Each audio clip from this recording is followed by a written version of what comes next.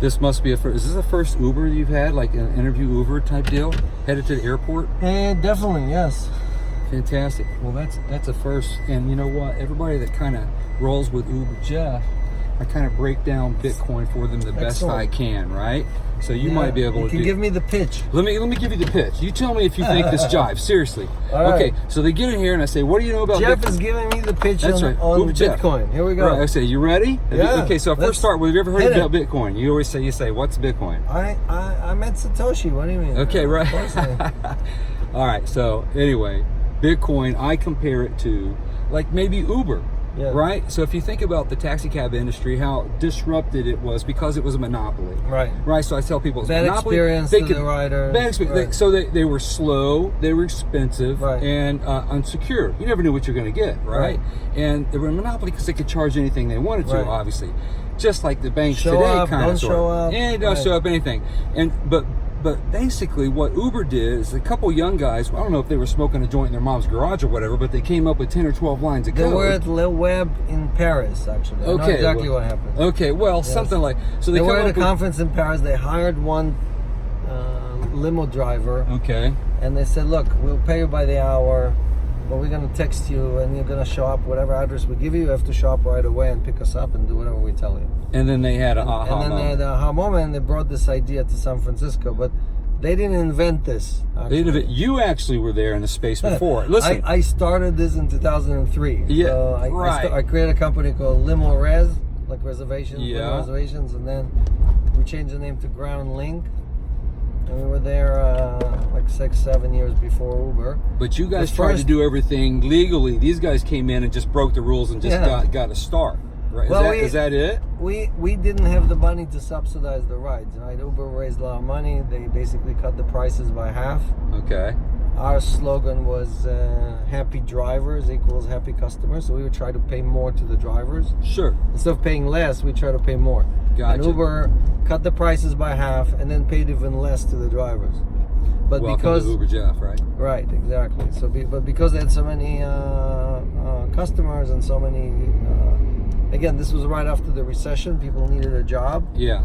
And Uber offered you a free car, and if you worked 18 hours a day, you could make a living. You know. Exactly. So, right. So I like the analogy. You like the analogy because think about it. You got Uber the banks. collects 30%, right? So. Well, you're a numbers guy. Holistically, generally speaking, Uber made the rideshare industry faster, cheaper, safer. So it's a no-brainer. Yes. It's a no-brainer They added a lot of value. Oh no! And people hated the taxi companies, right? They hated the experience, right? Especially in San Francisco, you would order a taxi, and half of the time they just wouldn't show up. Gotcha. So Uber showed up every time, and it was cheaper than a taxi because they subsidized it.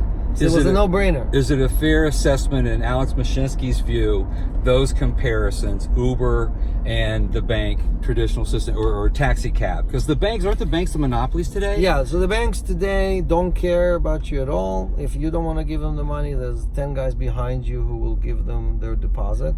So they don't compete over paying you fair money for your money. Because they're a monopoly, they're slow, like the taxi cab here. This follows slow, expensive, and unsecure. They don't have to change. They don't have to change. They're enforced. So Bitcoin is then perhaps the Uber of money. Bitcoin is the rail. You see what I'm saying? It's faster, cheaper, safer. Bitcoin is like the Prius.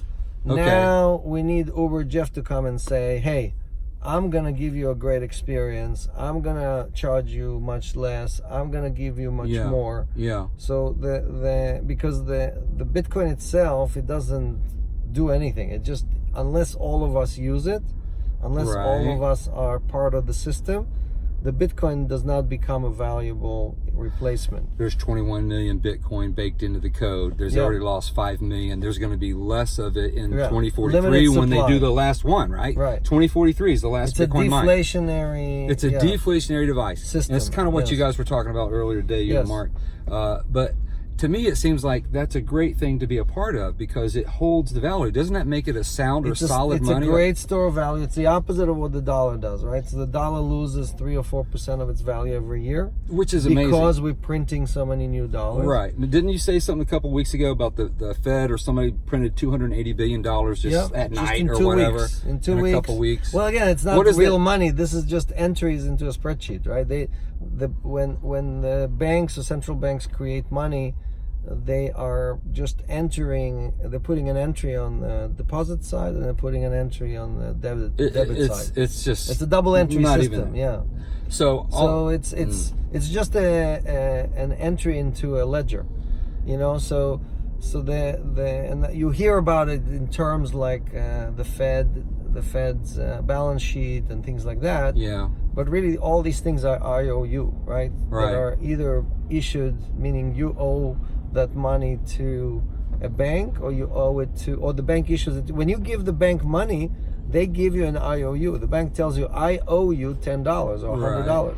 So and then they go and lend it out on the other side. Let's say 10 years from now, God forbid, some kind of calamity, I go to swipe my card to get some cash out, and it's not there. You mean just like happened in Greece and in Venezuela? Yeah, a bunch just of recently. other countries? Just recently, right? And Argentina, so and Turkey. It's what they call the writing on the wall, right? Yes. I mean, is that people somehow think it will never happen to us, right? And is that normalcy this bias? Happened in Germany just 60 years ago.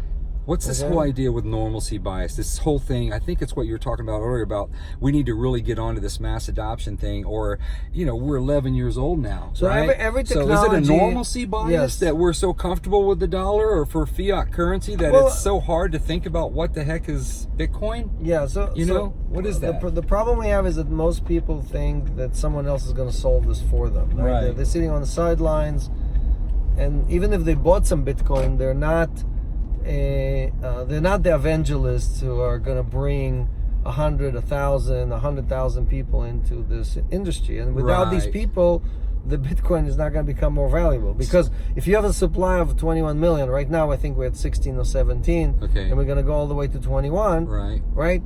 It's great, but you need hundreds of millions of users. That's what makes it deflationary, meaning more users than the amount of Bitcoin you're printing. Sadly, Uber Jeff is not going to be able to tell everybody about this, right? I've got 5,000 rides, and I've told nearly every ride about Bitcoin and what to do. But it is, look, I do it also one at a time. Yeah, right? I mean, there's no, you know, and we just came from a conference here in Cincinnati that hopefully, a lot of great guys there. Yeah. But we're trying to convince all these people to become evangelists and become ambassadors for this industry, right? And just by showing up to the conference, they're already 90% there. Right. So we're just giving them the ammunition, we're giving them the tools, we're explaining to them how the knowledge that we accumulated, how they can sell this to other people, and explain to them that it really are in their best interest. Because that's the piece that people miss, that this system is in your best interest and none of the other ones are. You were talking on this guy, these truckers, man, I get it. I love you, bro. It's all good. As long as it doesn't squash our the Prius, we're good. Right, we're good. Yeah. Well, you know, is that the crypto castle right there? If that was a crypto castle right there, if that's what that was, the crypto castle, they would shut that down. They would absolutely shut that down. Yeah, right. Yeah. Maybe. Sometimes you have to be deaf to learn something new. Yeah. Yeah, for sure. Here, you can squeeze in there now. I can squeeze now. Yeah, here we go. Yeah. It's all going to merge in that same lane. It's traffic in Cincinnati. Welcome to Cincinnati with the traffic, Alex. Yeah. Okay, I'm not telling you anything, New York. It's rush hour anywhere, exactly. So look at the beautiful sky we got here. Fantastic. Yes. Fantastic.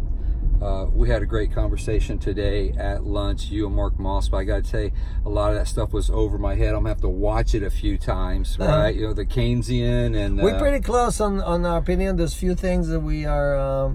we have different opinions. Sure. And again, you know, no one knows what the future looks like. So we will see. We're all learning. We're all, you know, learning from each other. We're sharing with each other. And, you know, we'll see what the future brings. You know? So a lot of people watching this. I've got 33 subscribers, my friend. Well, Okay, you'll have we're more about to blow after this thing up. we, Yeah, we yes. will. So if they're watching this and they don't know who you are, you talk a little bit about it.